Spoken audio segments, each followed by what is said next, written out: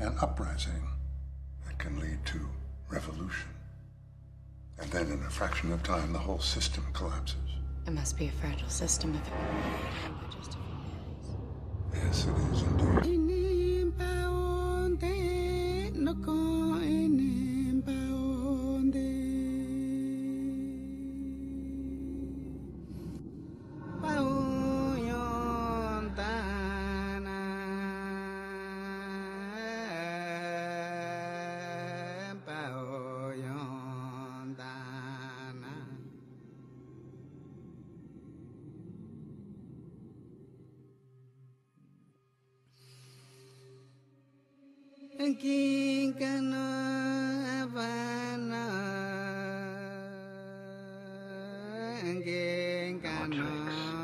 No more lies, only truth.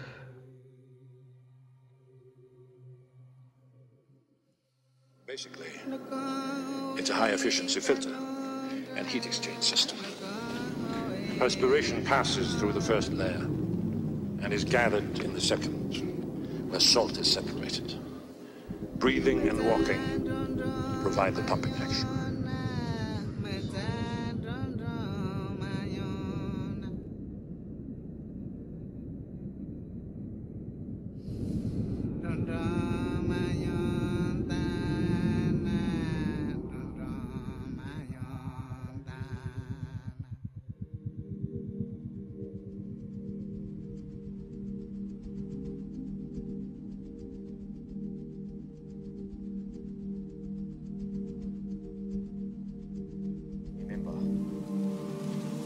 You have to control your emotions, and not to let your emotions control you.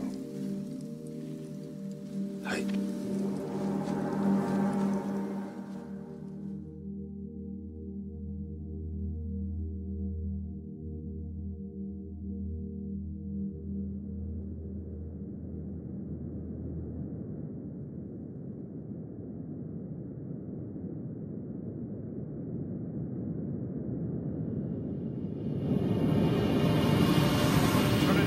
Impossible! Once the reaction starts, it'll spread to all the tribinium in the planet. Mars will go into global meltdown. That's why the aliens never turned it on. Wholeness and balanced vibration to everyone, and thank you so much for tuning in to another amazing episode of Astral Quest Season 3. And I'm rather laid back for today because I just said, you know, I showed up today. And that's gonna mean more than anything because of the message itself. And I'm using some new stuff today, and we got, you know, some new things set up in the studio because this is how we want to start bringing the message. So I do want everyone to know that some of the stuff that we're going to be using today, we'll be using it for the first time. So if you see any misspellings or technical errors or anything of that nature, just realize that we're working to perfect it.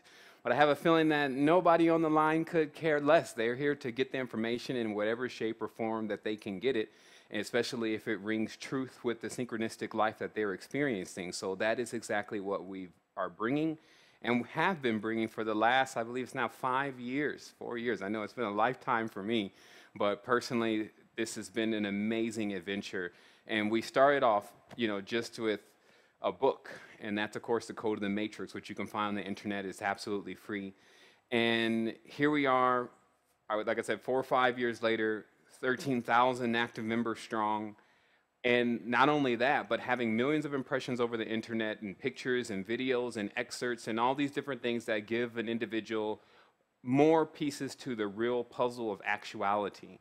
And so I guess I should start because today is a rather potent show. It may be lengthy, obviously, because we're going to be taking questions also in the end of the show, so that may extend things a little bit more. But my main objective with today's show is to convince you, and I will literally do the job. I will tap dance. I will entertain, to show you that you are, in fact, a supreme being, and that there is not an inkling of doubt in my mind that by the end of the show that you will be fully aware of that. So the thing is that you need then to prepare yourself for this level up, prepare yourself for this awakening.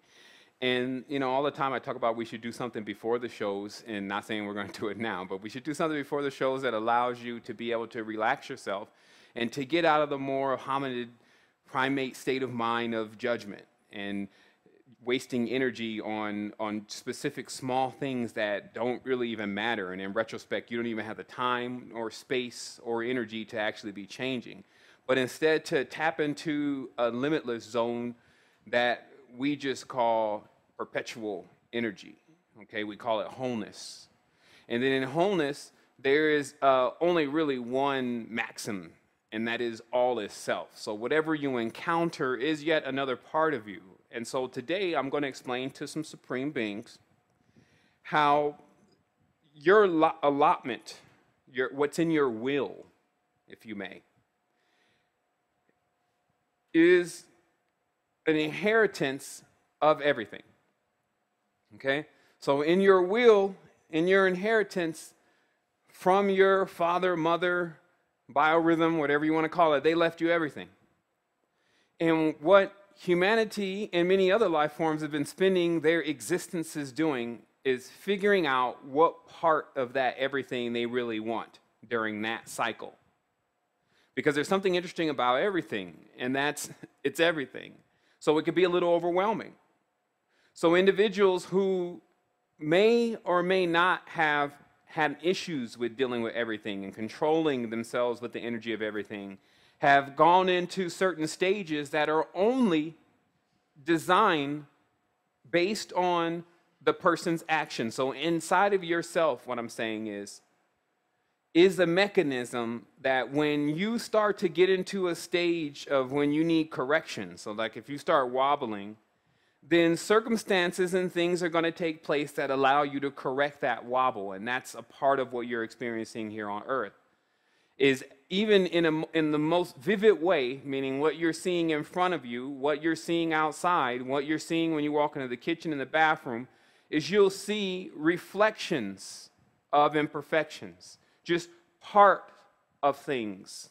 Because in a physical reality, everything from the moment of its creation begins its decay process. Because physical realities are running a cycle. And in this cycle, it's a life, death, life, death, life, death, life, death. It's like a generator. The two follow one another around. They're actually connected.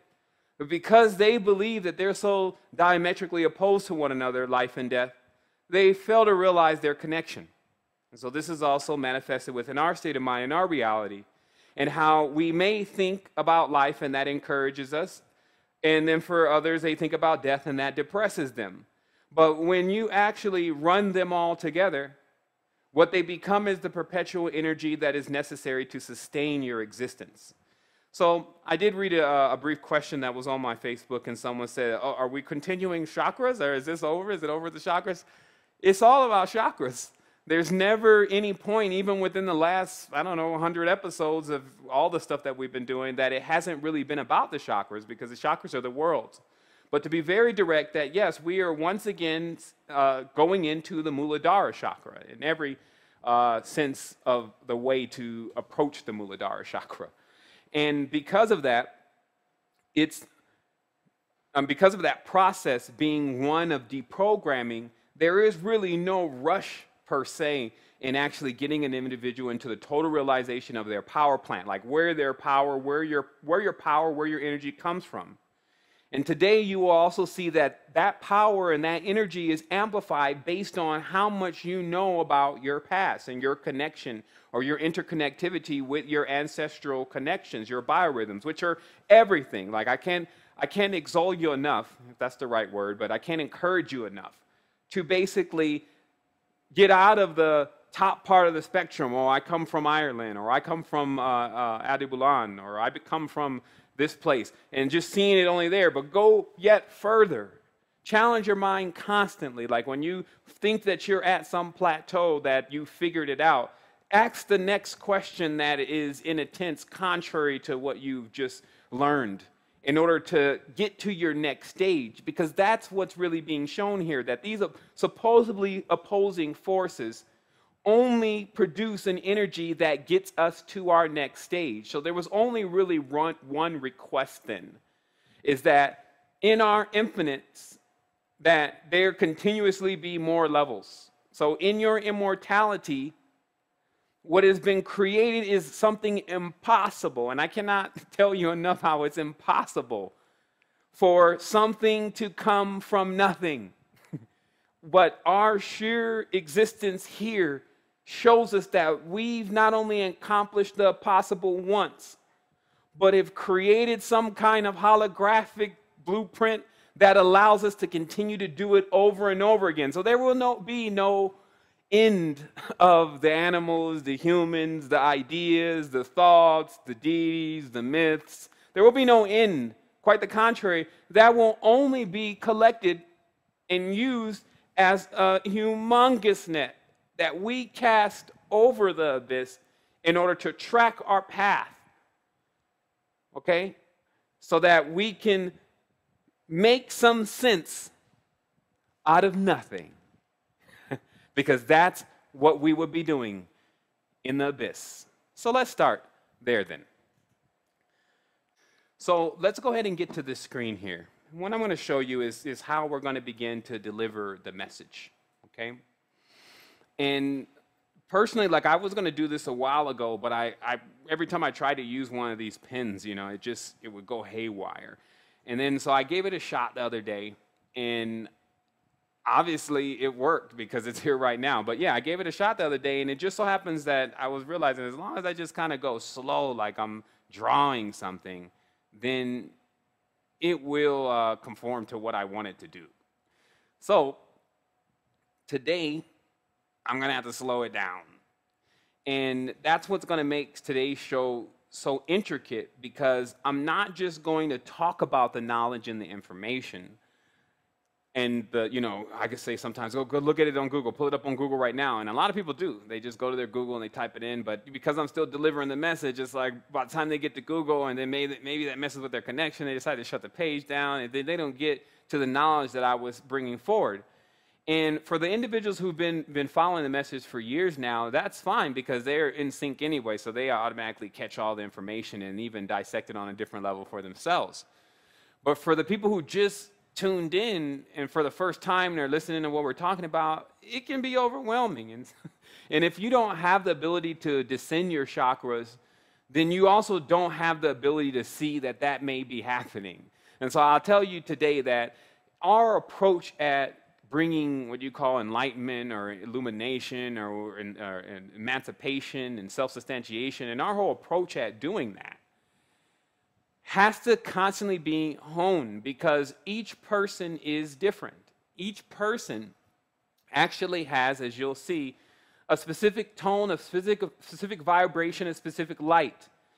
And for those who are full spectrum, it is their real duty, in every sense of duty, because you're, as a gardener, when you have a full spectrum, you're a gardener because you can give nourishment to anything, to nourish according to where the individual needs nourishment. So this is something I want to talk about, because some people, they like to stay in their strong point or their strong zone, right? So let's say, for instance, the person's very, let's say, esoterically, through esoteric knowledge. I'm talking about the occult knowledge. We'll put it like that. Occult adept, right? Still got a bad diet, still eating meat, doesn't know anything about any of that stuff, but definitely knows the whole occult thing. So every time they go at an individual, even grandma, it's all about, oh, this is the real meaning of this, and this is the real meaning of this, and this. And then the person is totally inundated, like, oh my goodness, I don't want to hear this. I don't think you're saying the truth. And it's because you have chosen the wrong tool. This is the jack of all trades, as we talked about. The jack of all trades is the master of none. He knows some trades and things, but no mastery, because mastery actually teaches you how every single thing that you approach in life is running on this specific blueprint. And it stretches across every single field. So you can go into a conversation about diet, conversation about getting the body together on a physical level, eating the right things. You can go into that and be 1,000, 1,000,000 times more effective than the lost battle with Auntie over the existence of Jesus. You see what I mean? So what happens here is that we inherit within everything the ability to bring forth the knowledge and the information in the spectrum and to the level in which of the individual that we're approaching. And that is actually on us. Like, that's something that we should have the care and we should have the responsibility of doing, because it's like a painter. You don't just throw paint on there. Oh, I got paint. You just got paint, so you throw it on there. That's not how it works. You take a brush then. There's other tools that are needed, and you get in there, and then you start putting it together. But so that's the same thing that happens with this knowledge. Like, we have to keep going in there and say, okay, let me go in deeper, because if I do really know the truth, then I'm going to be able to find it everywhere. I'm going to be able to find it and pull it out of their knowledge, my knowledge, someone else's knowledge, everything's knowledge, and it's going to be there. So let's get into this. What you have is the Nile Delta here. Okay, this place is called Ta Mary. Okay, and I'll spell it for you here. Let's see if we can get this to work. There we go, it's working. Okay. Oops, supposed to be using this one. Kind of like that one because it's okay. Ta Mary. Okay, and this is off of ancient knowledge of the people who live in the area. You want to know what's going on, you just ask the people who live in the area. Like, you can email them, right? And then I'll also tell you that this place that they call Africa, okay, is not called Africa by the original peoples that were there. It was called, and let me try to spell it correctly, but Aki Bulan. Okay? So Africans are really Akibulanians, okay? And I can kind of see maybe why they changed the name or something, maybe because they couldn't pronounce it properly or whatever, but what I'm saying is that if you think you're from one place and you're really from another and you start pronouncing the wrong names, then you become from that place, okay? So instead of giving an ancient teaching of culture, what I want to actually really start with today is about a template, a blueprint. Because some people, when I opened up this map, may have already started feeling separate. Well, I'm not from Africa, so I guess, we're not going to get into Irish history. But the reality is that what I'm showing you today is a template. It is a blueprint. You will find this in the entire universe wherever you go. So it actually functions as a star map, right? That you can lay over, your own personal map, that you can lay over your spiritual progress through multiple dimensions, okay? So now this area is called, as you see here, excuse me, I don't have to write it. Oops. Uh-oh. Learning how to use some of the features here. Here we go. Okay? The Nile Delta. Okay? But what is a delta? Right? This is a delta. Okay? So, do I have to really be like a Time Lord, Stargate traveler to really see that this is a delta? And that this delta, in fact, would be the birth canal of this particular area's blueprint. Okay? And when you see it that way, then you can lock into a great deal of knowledge, especially what's here in these areas here, because the temples that are here, excuse me, and this is Lower Egypt. I don't know why this thing keeps changing by itself. But the temples that are here in Lower Egypt are actually the temples that are configured to receive the energy when it first enters the planet. And this energy is actually not physical yet. So if in every part of the world, what I'm telling you, I don't know how many of these bodies there are, but I'm sure there's one in Mother Russia, just like this is Mother Africa, the motherland, Akibulan. And then I'm sure America has one because it has north, south, and central, right? And then I'm sure a couple other hemispheres have them, right? Because these are living beings. Like, these are the Titans, if you may. This is probably Tiamat, because Marduk, as a Sumerian god, which we'll talk about later, obviously in saying it went to Cush, which is obviously in this same area, is all metaphor. Okay? So let me go into some more images here. Because I wanted to tell you, like before we begin, that if you have this river here then that's called the Nile, and then obviously Ethiopia and the garden, as they call it, or the place that the paradise first started, the beginning of the Bible. If you have all that taking place in this area, right? And let me get this. Okay. Excuse me, 1 second, everyone. I'm trying to get something here. Okay. So what you'll notice then is that it's talked about in the Euphrates, and it's talked about in the place of the garden that there was 4 rivers. Okay, and I just don't have the map here to do what I need to do. But there were 4 rivers, and so all I'm trying to drive home here is for people to understand that this entire place at a certain point was underwater. Okay? And that what large rivers are those areas that were still, it still had so much ocean water and running through it. And I'm not doing the best at explaining this now because I'm looking at 2 things at one time. But again, so what you're dealing with here is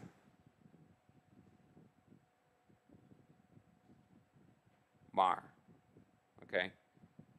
Now remember, the Zulu have a story that they're from Mars. But Mar means ocean. Okay? Or sea. Right? So you can see also why they, oh, Moses, he parted the Red Sea. That's here, right? Or here. Now that's still a phallic reference. Okay? And you can see why this is the same area that's being referred to, because there's wombs in this area. Okay? So this Mar is what we're going to be honing in on, because it actually will show us how what became later on maritime, which is maritime law, what became later on Merovingian, okay, because this word Mar is, like we wrote above, is Mer, right? So then it became Mero or Merope, okay? So this is one origin place that we will begin and discuss something much deeper. And here we go.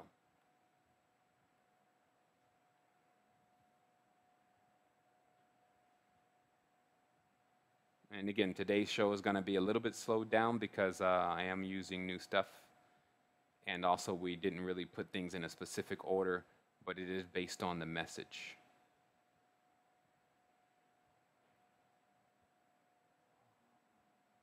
Okay?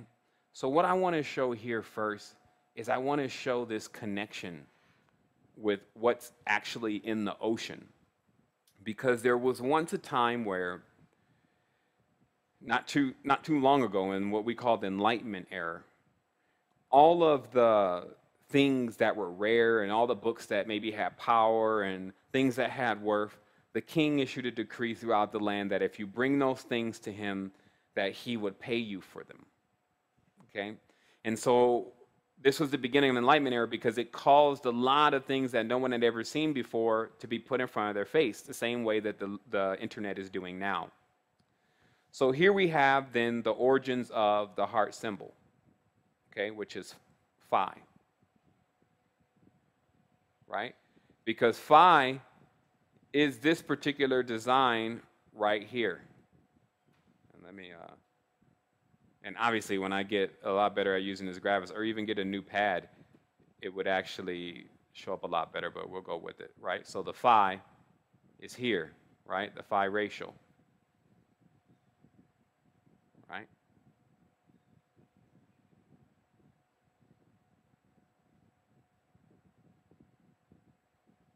Okay? And some more arguing, they're like, oh, no, it's Phi and Phi, because, they're both related. That's why they're both encoded into the pyramid. But, a lot of people just argue down about these two, but they're related. Just know that, so you don't have to be a mathematician today. And then you look at the heart, which, of course, means love. And you get why.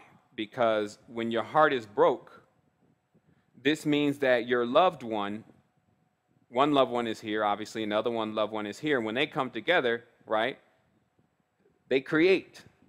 So 2 5s, 5, because I told you how Phi was related to 5. 5 plus 5 equals 10. 10, of course, is the number, because This is the phallic, right? And then this is the yoni, right? And so these two come together, and that's the 10, all right? And these shells are worlds because on the outside of the shell, there's a hard crust and protection, okay? This serves to keep everything out and also to keep what is inside in if it does not know how to open up the shell, okay? And so this is why you see Venus emerging from the shell, because we know that phi, and I have to put all this here. There's one thing that's called clear. Let me see if I can find that. Okay, well, I can't find it, so we'll just use this one. 72 times 5 equals 360, okay? Here in the pentagram, the angle, and this is, you calculate angles with a compass, okay, is 72 degrees, okay? So this really makes a circle, okay? It's the way of really squaring a circle. This is like the difference between dimensions, third dimension, fourth dimension, fifth dimension, and how do things look. You can go on to Wikipedia and look at 16 cells, 12 cells, tesseracts. And what these show you is that when you pause them, they make shapes like this. And then you can calculate the degrees, and then that's why the straight lines really equal curves, but the straight lines are encoded. They're written versions of the curve, okay? So now we know that this same spiral here is the same, or circle, because what is a circle? A circle is a spiral, right? And I need a little room here. So let me go over here. It's a spiral, right? But turned facing you. And that's why I put that perspective thing up on the Facebook today, because if it's facing you, it looks one way, but if it's turned to the side, it looks another. And that governs perspective. So a circle is really a spiral, okay? So this is known as the spiral force then. It's actually the force that creates worlds. So let me see if I can find this clearing thing, because it would be awesome to just get, actually I could just do it like this. So let me show you also how this whole riddle really works. Okay, there we go. Here's the riddle.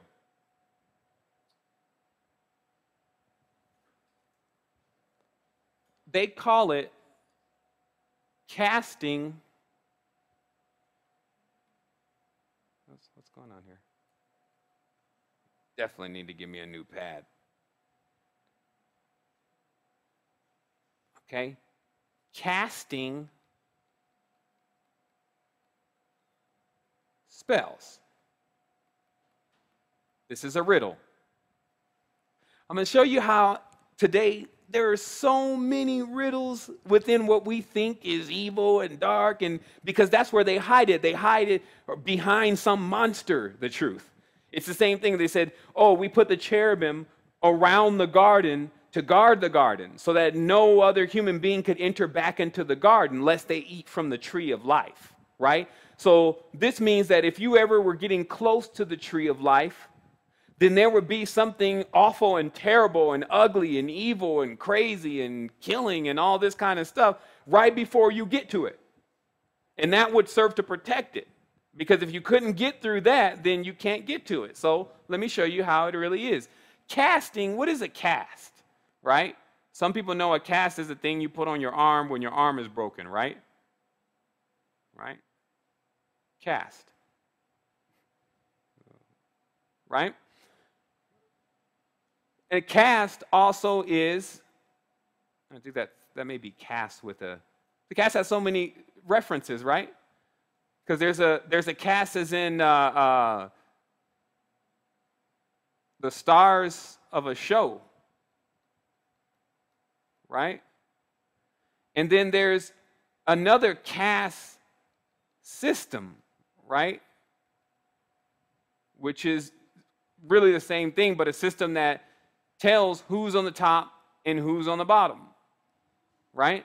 So let us agree then a cast is to build, is something that you actually, how can I put it? You put around something to stiffen it, okay? Like a casket, right? Okay? So this is a part of animation because when you put something in a cast, it's to hold it in a specific position so that way it stays in that position and it can heal in that position, it can grow in that position, it can get formed in that position, right? So casting spells then has to be done with what? Words. And again, it's not my writing, it's the graphics pad, I tell you. So casting spells has to be done with words. So this means that every time that a person says some words, they're casting worlds or beginning to build worlds, right? Because this is the thing that I have been honing in on and discovering is that in order for something to appear in physical reality or 3D, let's say, for instance, that 3D is here. If you begin casting then or building from here and you're saying, I'm going to be successful, right? You build this world. But this is not a physical world yet. This is an ethereal world that has all the particles, elements, materials, which are all come from ideas, to create this next field right here, which may bring it into some kind of mineral base, some kind of water base. This means something that actually agrees with your idea and thinks about your idea, knows about your idea. But the last process is 3D. So you can see why when a person is casting with their words, because casting spells is even talking. It's talking people. Right? So we have to realize that your talking is making these worlds. And based on how much energy, power that you have to put behind your ideas, basically how much will, because remember, this is the will, the wheel, right? And I'm going to show you how the wheel is one massive thing. The cogs that you use for the wheel determines how you're trying to accomplish your will, okay? So the wheel is everything. So those who understand this, right, as this, or like this, right, that's the most powerful. The ones inside are trying to accomplish the knowledge of it through different variations of it, right? So let's keep going here. So remember, your will is the will.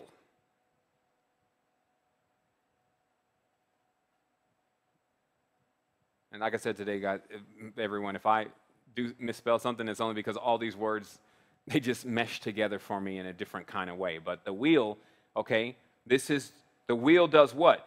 It rotates, right? The rotator is the tarot, okay? It's the same word. That's why they say, oh, this is a code. If you look in the alchemy books, rota is the code. And then they put it all there, and then they put some other stuff that doesn't make sense. Sator, right? And then they leave you puzzled. But we're puzzle solvers, okay? Code masters, all right? So the wheel and the rotate and all this must be on point. So what is Earth's real issue then? Wobble. I definitely spelled that wrong. I don't even remember spelling that word before. Wobble. Right? So Earth has this wobble that allows its will to be kind of broken. Okay? Because why? Earth is suffering from a broken heart. Okay? Because Earth's lover, who is the moon, right, is somehow abusing and disengaging her because of some of its impediments. So we'll talk about that in a minute because that won't even make any sense unless I explain Earth's broken heart and how we can repair Earth's heart by our actions and what we do because we are breaking Earth's heart. And Earth was talking to me about 4 or 5 days ago on a consistent basis about how I needed to assist in making sure that it doesn't get trashed, because we only have one of these. And in every sense of the word, if you treasure something, then you don't need to go and find another one, right? You only take care of the one that you have. Like finding another earth is like trying to find another wife or find another significant other or something. What's wrong with the one that you have? Are you disenchanted, right? And so that's why how it parallels in relationships. We are responsible for continuously keeping the fire lit, right? This fire has to do with fire, the passion, the desire to actually be here, not wanting to leave. Because what I'm going to show you today is that the design for us to destroy our world, that bring it into our world so there could be another beginning to the world again, this whole foolish cycle that we're continuously in where we can be non-linear, we can go to an entirely different level, that's already being inhabited, is based on certain actions. And let me just get into that because, like I said, I told myself personally I wasn't going to do too much talking today. I was going to only do showing, right? So here we go again. I want to show you, and I don't have to do it in here because I don't need to necessarily draw on everything, but I want to show you how everything came from the sea first, okay? And let me get this sized up properly so you can see it really nice. Okay, we'll do that. We'll do that. We'll do that. And we'll do that. And we'll go to the beginning of this. Yeah, let's go to the beginning. Go this way, though. And we'll show, beyond a shadow of a doubt, that everything that Merovingians, Vikings, whoever said that they ever created, it was just plagiarized from the ocean. There's basically no creations in these kind of physical realities that use the same pieces that the physical reality is put together with. Then you're not the creator. You have to go get a new form, aka new, prana, some kind of form that actually can metamorphosize into anything based on your ideas. But other than that, you're only going to pull from the ark or the storehouse. That's what this whole thing is about with Mary. Okay, because Mary, or the ocean, is actually an ark. And as keepers of the ark, we are supposed to protect the ark, because what is inside the ark is all of our everything. Everything that we ever are, were, and will be in three-dimensional realities came from, is in, and still there in the ocean. And that's why there's so much destruction right now being done to the ocean with the Fukushima. These entities will attack Mary, okay? They will attack the maritime situation, the maritime protectors here on the planet, which are the dolphins, the whales, these kind of things, with radiation to get their point across, because that's going to deplete all species that come from and have their origins there. So if all of our organs, I'm going to show you, coming from the ocean, then this means that if our ocean is depleted, or if we're abusing our ocean, then we are committing to suicide. That's why I realized that it was no point personally in clinging to a life in an illusionary reality that's projected by strong minds that wasn't going to end. There was no use in clinging to the life and acting like, oh, I'm going to preserve myself over here. I'm going to keep myself cool. I know this stuff's crazy. I'm going to get my money. I'm going to get my self-substantiation. I'm going to get my what do they call that? They get the wind generators and it's called sustainability, right? I'm going to get my sustainability together. Then I'm just, when it starts, I'm just going to hold out. Look at what you're saying.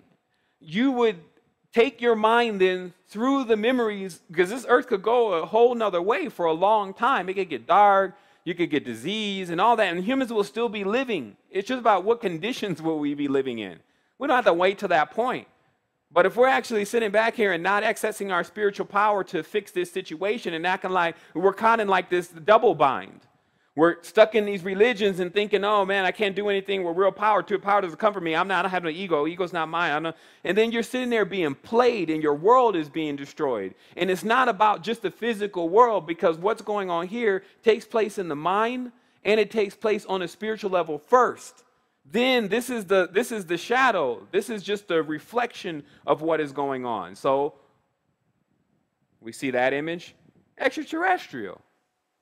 I tell you, all the ETs. One time I was in the ocean, right? I had my snorkel on, and I was really getting into snorkeling because I had to conquer this whole thing with the ocean. A lot of people are scared of deep water, right? And that's another embedded thing when a chakra doesn't develop. So I had to start going back out into the ocean and actually learning how to basically swim in deep water, which is actually not hard at all. It's actually easier to swim in deep, especially salt water, than it is to swim anywhere else. You can just float on your back if you get tired. But the reality is that when I started diving, because I saw this connection with dive, D-I-V-E, as die. And I said to myself, I said, once you become a diver, man, that's when you start learning how to take that thing down and bring it back up. You're not actually clinging to life, meaning that you're actually not so in this fear factor that you're allowing it to allow you to not explore, okay? All the things that are there for you. So if there's anything that you say, well, I don't feel comfortable with doing that. I don't feel like I'm ready to do that. And I'm saying still be rational. But think about if your fears are actually holding you back from the full exploration of self and all-knowing, right? Because everyone's asking to be all-knowing but keeps judging. None of this makes sense. I'm here to tell you, you can't go anywhere doing that. You're being a piston, up, down, up, down, up, down, and that's generating power for something else. You're not a controller, though. You're not a person who's sending what we call the uploader, right? We're talking about how to get to that level. So I was in the ocean, I was diving, I started seeing these spines, right? And the urchins, and they were shaped exactly like pentagrams. And I was like, man, I don't know, because the fear factor started kicked in. I was like, I don't know if these are man-made or what, because the way they were all organized. But later on, as I got home, I went to look for them, and I found them. They're specific genus. And I said, man, that's crazy, because seeing is something totally different. If you're seeing it on TV, like right now you're seeing it on TV, so that's only one level of it. But the reality is that when you see this stuff in person, you can feel it, and it feels otherworldly. So what I'm telling you is that the entire concept of extraterrestrials has come from the ocean, and they're still there. Many of them are being attacked by us because of our actions of not only eating them, or eating the things that are in their realm arena, that's their world. It's like somebody coming into our world and eating our world, right? But also, again, the constant attacking with waste and pollution. And then these organisms are down there that you're not familiar with, you don't even care about. Like you're not even thinking about anything that's not based on phi, right? That's what they say, that phi becomes the most beautiful or whatever. This was beautiful to us. That's why even when they bring it forward now, they wrap it in all these stories of this extraterrestrial craft running around picking up people. These beings do run around the astral plane, and they do have a high level of sentience. Let's keep going through this. This is not any specific order, but it looks like I pulled the one that I really wanted to show the most right now, and that's this siphon. Because it's not hard, and let me blow this up a little bit. It's not hard to see that this particular plant or life form, pod, has a chakra center and is working itself on some stage of development. And of course, this comes from Haeckel's book on radiolaria, which was a book that was written during the Enlightenment era as he got the funding to go across. Well, actually, he had access to not only the library that I'm going to show you here in a minute of these specimens, but also he had an excellent talent for drawing, so he bought it back. It's one of the only books that are like this. I've searched for more from the Enlightenment era. All of it's supposed to be burned. But anyway, if you notice, there's an advanced life form here. But here's the deeper part, if you don't want to believe in that. That the spores from every single thing that you're seeing on land that you're calling a tree is coming from these particular life forms from the ocean. And not people that do biology are already aware of that, but we're not biologists. So let's give it to me straight up. Straight up, your fruit, your plants, your trees, your cucumbers, all of that come from the ocean. I wouldn't even be surprised if some of them made a transition from a aquatic life form or marine life form into what we call a vegetable or a fruit. Right? Like, think about it. You gotta open it up. Like, you gotta understand. You be a world builder. Like we did it hashtag the other day. Hashtag world builder. Here's another one. This is what I believe to be the incubators of our organs, in our cavities, in our structure. And because when you look at the body, it does bear, you know, with the esophagus and all these different areas and wishbone and all this, it does bear certain resemblance to this geometry. But even deeper than that, if you understand that there was an organism that was actually living inside of this, you need to ask yourself, was that organism possibly our organs?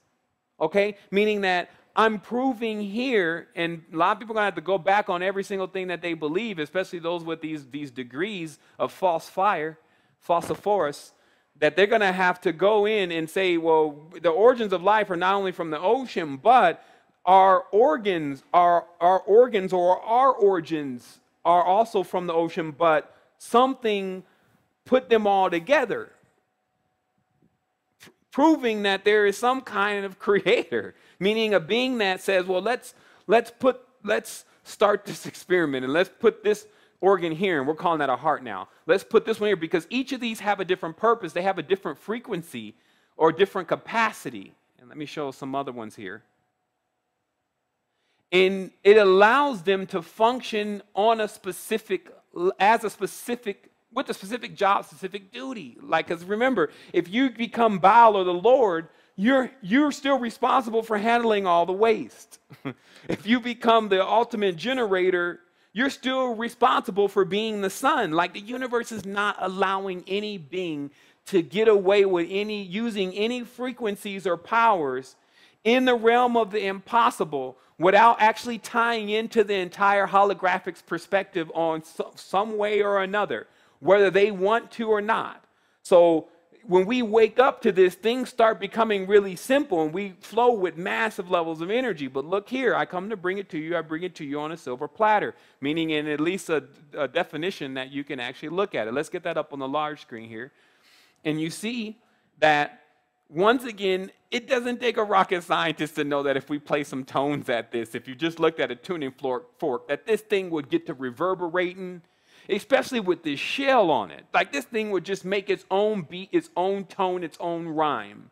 So how many more of these are still in the ocean? Advanced organisms still in some level of incubation, playing out their own tone, vibration, and frequency that's holding up the entire galactic spectrum of what we call existence, right? So then why wouldn't I? Because if you understand the real deal of this law, this rule, this creed, this covenant, this agreement, right? It's because it has a lot to do with being respectful. It has a lot to do with honoring, cherishing, okay? And this is all ancestry, meaning that you take care of your ancestors. Is that not Mary? I'm not talking about the one found at the Vatican. I'm talking about the one in the real ocean. Is that not a Maltese? I mean, come on now. I'm not blind, especially now that I'm awake. So it's easy for me to see that the ocean does have very advanced organisms, and they bear geometry that we're using now, but also has been usurped. Because if you go to these different books like A Bridge to the Light and these different novels on high levels of Masonic knowledge, supposedly, they take these symbols and they take credit for them. And then they give the geometry and they act like they're the ones. And then none of this bears a straight line. So that also lets you know that they're always lying, that they're always trying to draw a line to cloak the real identity of the curve or the spiral force, right? Here we go some more. Incubation. Incubation is not a new thing, meaning that this cross that you see on these points is the same that you would witness on the earth. That's why they use the symbol of the cross. And if you notice, this design is exactly identical to the design of earth with its hollow center and its central sun, right? Or its generator. Okay? And let me start back over here so nothing is left out. But again, chagrin. If these people think, like all these people running around here, that pentagram comes from these folks with these goats and all this, that's why they love to turn it upside down, just to let you know that a straight line upside down, this is the furthest from the truth. basically. Because the truth is, especially when you put some curves on it, and you'll even find it in what you would perceive as a straight line until you get under the microscope. But this pentagram does not come from these people, man. Wake up. It does not come from these so-called Illuminati, okay? It comes from this ocean, and this ocean is a part of us. It is us. We can harness the pure potential of unhindered, unsluggish life, okay? Let's keep going. Pentagram and the hexagram. This is not the streets of Washington. This is the streets of nature. The Emerald City, as they called it down there. There's other cities even down in the ocean. There's other advanced rulers down there. They still are down there doing their thing and their skirmishes with the people on land. Right? Now it's time to end wars. Like I said, I'm in game. Right? Ender's game. In the game. Let's get into actuality. Let's get into adepthood. Let's meet the neighbors, the cousins. Let's get together. Because there is nothing else beside that. That's our growth, our strength, our energy is knowing our origins, pots and vases. All of the beautiful things you're seeing in Bed Bath & Beyond and IKEA came from the ocean. You can go and pull a pot now. And it'd be organic. And you can, all the porcelain, all the glass, all that stuff came from the shells. Here we go with the organ thing again. It looks to me like some type of ovary, which also gets confused as at times being the horned one, right? Because if you flip this upside down, it obviously looks like some kind of horned entity. And then encased in the center, some being incubating. There's always an incubation going on. And some people, like I said, I'm just starting here. Like my trainer, we be going through this hard workout. We're about 30, 40 minutes in, and I'm thinking it's about to be over. He said, oh, man, we're only warming up. I'm telling you today, I'm only warming up. You can discredit this entire book because they got that going on too. The guy didn't put forth a proper thesis on his idea of evolution, of what the evolution of mankind, especially coming from the ape, and also that some of his pictures of placentas and pictures of some of his pictures basically of the sacks that eggs are carried in were not correct, right? So they try to debunk the guy's entire work. It'll happen every single time. But when you realize who you are, you'll know what the truth is the moment that you take a look at it. Because then you'll figure out in the guy's story that right when he was almost done with his work, he was approached by the Nazis. Like, read it. The Nazi party had just kicked up and wanted to use his knowledge as a form and a thesis to prove that the black man was inferior to the white man and that they had descended from apes. And so he was threatened and made to put forth this book that brought credit to that. And that ended his career. Look at it. Haeckel. Ernest Haeckel. But he didn't still not leave his foot into it by putting together the entire book that was necessary for an individual like me to come later years and years, hundreds of years later, I guess it's been about 100, 150 years, and show everyone that the origins were there, right? That Attila the Hun, the Mongols, all of them stole the helmet. Well, they didn't steal it because they even knew where it was. For all we know, they may have been protectors of some part of the ocean where these particular geometries are in some level of engagement with one another, right? Because it's still that conflict does generate energy. It's just about when are you going to be the supreme being watching it rather than the imp participating in it. You see what I mean? Like, emancipate your state of mind, but still see that, look, there's the Huns. Here we go again. There's some more, the horde, right? You can't, and that's the horde. I'm telling you, I know when they run across the dimension, it's not hard to tell, but that's the mask. All right? So same thing here, the complex geometry. I showed that on the post that I put together on the site about, contributions and things. But you see the radiolaria, and you see the actual geometry. You see the cube. You see the incubation. You see the entire spectrum, and you even see the spores. So that's all that's really needed for life. Life is very complex if we make it that way. But once you have everything present, then you're looking at a world whether you can see it or not. So the reality is that do we see the world in each other anymore? Like such an advanced being debased all the time and thinking that it's nothing, thinking that it's not supreme when these things amaze you, but I'm telling you that this is inside of you. You're actually when all of this even came together, right? Here again, this geometry, and I can't stress it enough, does not come from these ancient teaching mystery schools first. They adopted the knowledge from the ocean, which the original ones learned their knowledge from also. That was their mother, Mary. So they learned their knowledge from their mother. It's kind of easy to see, but you got to drop the program. Because some people even try to take this and then still run back up into the church, still run back up into the temple. And, oh, now I see, holy ones, what you're talking about. Man, no, they're not talking about that. If they were talking about it, all they got to do is sit there and bring it to you just like this and say, look, son, daughter, sister, brother, we are from here. This is where our origins are from. You know, this is where this came from. And still have the specimens. Why? Because look. See? Look. Some people say, oh, I think you always take a certain perspective of things and that perspective is not correct. Okay, so why am I all fired up? It's because of this. Let me see if I can get some large screen going on here. Should add this over this cover. Where's my full screen at? Anyway, I'll just open this up a little bit more. But look, the only thing missing from here is your grandma and your granddad.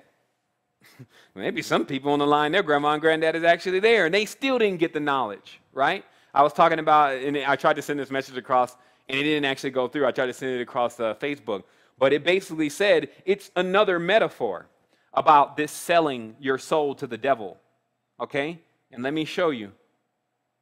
Because they say a lot of these people in the secret societies, they sold their children to the devil. Right? They sold their souls, sold their children to the devil. Let me show you that metaphor, why you're so scared of these kind of sayings. This means that, first of all, this word sell, okay, is this word sale. Okay? And so then this word sold is only the past tense of this word sale. Okay? So we know the old serpent. So 6, as I said, is sex. Right? So is it so hard to divine that sex sells? Because it is a representation of the 6 sale, and then the 6 sale itself being, that's not going to work out. But you know what I'm talking about? The cube, right? Or the box, right?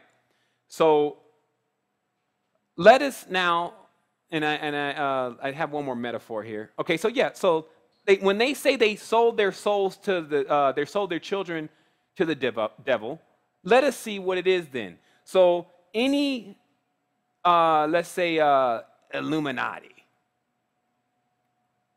Okay? Oops. Okay? So they have a company, right? And this is their band, right? They binded themselves together, right?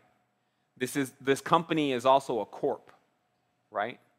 Which gives us the term corpus, meaning a body, right? Corpse.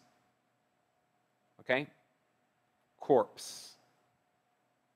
This is also, you know, the Marine Corps. Okay? So this means then that all of these companies that are developed bring what? One thing. Div. Okay? Division. Okay? So this means that when Illuminati sells his soul to the devil or sells his children to the devil, it means that whatever it is that they're producing is sending their children into division. So it's not what most people think it is straightforward. It just means that McDonald's,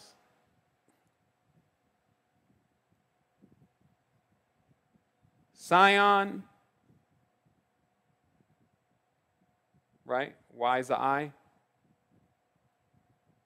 right? They even love to get it. Division, Zion, right? Because I showed some charts. They say they're in Zion now. Like Zion is on top of the earth, right? That's why I say our Father who is in heaven. Heaven, that means your Father is not on earth. So this means that your Father runs off on you, right? So this accepting this Germanic god Gud as a father or a king is caused some bigger issues than most people even think, because that means that God is not even here. So that means the main component to the entire system is missing from the system. And that's why everyone is running around not even knowing where God is, because they are the supreme beings. But that has been taken, robbed, sold, okay? They've been sold, okay? Playing around with the games of, they say they save you, right? Oh, Jesus saves us, right? All right? But it's really slaves, okay? Because anytime a God or an El jumps up and says it's going to save, then it will slave the beings because of the degrees of how it carries out. And you see that with Yaldabaoth. But I just wanted to, again, show you how there's deeper metaphors when they say, oh, okay, well, they sold their children to the devil. No, what they did was, to correct it, is they started all the companies that their own children buy products from that cause division within their cells. It kills their cells, right? It causes cancer, okay? The old serpent, right? Can is another name for the serpent, right? This is the elder god, right? This is Cain. Cain is Can, okay? Is the Khan, okay? And so this is not about picking out who to be upset at and who to be pissed off at, because I'll show you the progress of history. So it's still about what you're going to do now. Stop judging, get the real knowledge, understand where things come from, and get ready to expand to the next level, because we got things to do. We got a world to save. There's no other worlds except for the ones that you create. If you're not a creator of worlds because you don't know the knowledge of where you even came from, then it means that you're only going to come back into an incarnation of another being's world. Why? Because the strongest mind wins. I'll show you. They're mining your mind. All right, I think we're done with the radial areas. So actually, let me finish showing those areas. So once again, from the Enlightenment era, you will find all of the objects that would give you deeper levels of knowledge were stored. Okay, here's another one. Let me blow that up.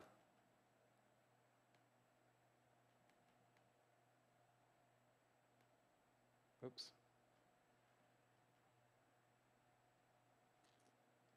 Yeah, we're going to get a better picture viewer next show, just so you know. But as you see here, that you're looking at volumes of the knowledge of emancipation, okay? You're looking at the species, not necessarily having, the species don't have to be taken apart like this to comprehend them, but so you realize that someone took all of the species one by one, stuff you'll never see again, stuff that's extinct, gave it names, charted it out, mapped it out, figured out what family that it was from, figured it out its connection to you. And that's what I was saying. The secret societies you're seeing today were formed from the people who were participating in the Enlightenment era. Go to your Wikipedia, look up Enlightenment era, and see it. You'll see most of the members that were also members of the Priory of Zion were also members of the Enlightenment era. right? So this whole New Age movement and Enlightenment period is not the first one. This is actually, I mean, there's many of them. So here we go again. I'm just showing you that all of this stuff was in catalogs. This is probably what's underneath the Vatican in the 5 Mile Library, is not just the actual book itself, but the actual specimen itself. Here we go again. You know, some people think that they're balling today. Lording today. They're not balling. You're not a ball. You didn't even have your bowels together. How are you going to be a ball? You can't, your will is broke. You listen to what they telling you to do. That's why I'm saying it's only knowledge and wisdom and truth will triumph always. So if you stand with it, then you will triumph always, meaning in every way, meaning nothing will be coming against you and at you, because it is you. It gets absorbed by you. 8. So you become 9, meaning you turn all energy into perpetual energy and then dip back into the whole as you quirk, which is 0, and then come back out as a 1 again, upright and straight. You see, like, and then as you divide yourself again, like this is all about you plunging into wombs. Okay, like a man and a woman, like a woman is a receiver and then the male is the giver, right? But these are only 2 diametric oppositions to house spiritual souls. So you can come in as a man or come in as a woman and then keep looping back around over and over again. Next thing you know, you can even be holding your own self in your hands. Here it is again. Some more though. I mean, it was pride and joy what's in this room. Meaning that what had been collected brought forth great deals of knowledge, allowed one to control the worlds in which they were living in. You see all the characters, Hermes, this guy's got a castle on his head, etc. Actually, that's not a guy. That's looks like Diana. Okay? So here we go. Today, like I said, beyond a shadow of a doubt, you have to know you're a supreme being. So I need to show you more than one picture of the same thing. You see it again, keeping the knowledge, filing the knowledge away, all sorts of stuff. Look, when you look at this one, it'll blow your mind. Like you can even get in up close on some of these and actually see some of the organisms and some of the tools. Like I always say, sometimes you have to just be the fly on the wall, meaning just be over there on the side, watching also what is here, looking in the backgrounds, because a lot of this stuff is encrypted. There's codes, like you see the cross signs here. There are codes deeply embedded within many of these works of art. Like I was saying about that book from last week, you know, there's deep encryptions. You turn the book to the side, turn it different ways. It has different emblems that mean different things, right? Okay, so you're looking at it again. So that's the last thing that I really need to show. And then last but not least, actually, in this section of Mary, I wanted to let everyone also see that these bats happen to be very close, and when you look on the level of genus, to human beings. But the interesting part is that I wanted to just bring forth is that the extraterrestrial concept in the sky has to be switched to being on the ground. Because if you can't see that there is a whole family of beings here, whether they may look a little ferocious to you or not, you know, man, stop that, man. Close your mouth. You're smelling a little bat breath. That's how you have to that's how you have to approach it. Like that's what puts out fire is humor. Okay? Like humor puts out fire. That's I think human has a lot to do with that sometimes, because we can sometimes be a real kill to the fire. But the reality is that if you feel yourself getting frightened, it's like, look, man, look, man, stop breathing on me, man. And just go do something with yourself, like in the mirror. Like, don't let yourself go into the massive fear factor. So we're going to keep going into this, and I'm going to go through the diagrams now. And we're actually rounding to the end of today's show. Actually, I'm going to go through diagrams after I take a break, because I have been wanting to incorporate these breaks a little bit more. You can go ahead and switch the screen, Jay, and just let some of this stuff digest a little bit more, because, when we come forward, obviously I'm going to check sound too, because we have a recording in the studio, so there will be something, but I haven't checked online to make sure everything is broadcasting clear enough. But again, like when we come forward, as I always say, I'm going to go through my final folder here. And in this folder, like I said, if you're still like, yeah, but there's still a creator. I come from the creator, and I'm just a wretch. If you're still feeling like that right now, don't worry. Just hang in there. When we come forward, I'm going to reveal the last of what is in this major folder. Now, imagine if this was the minor folder, but not minor in any way of its importance, but it wasn't the bulk of today's message. Now, I'm about to roll out the major folder. You can only imagine what's in there. But remember, it's just saying one thing, and it's saying it very simple. You are everything. You can even comprehend this now. So from here, things will change, not must change. After today's show, you'll see the entire world different. Things will have a whole deeper level of meaning, everything. And just look forward to that. So I want to say wholeness, and we'll be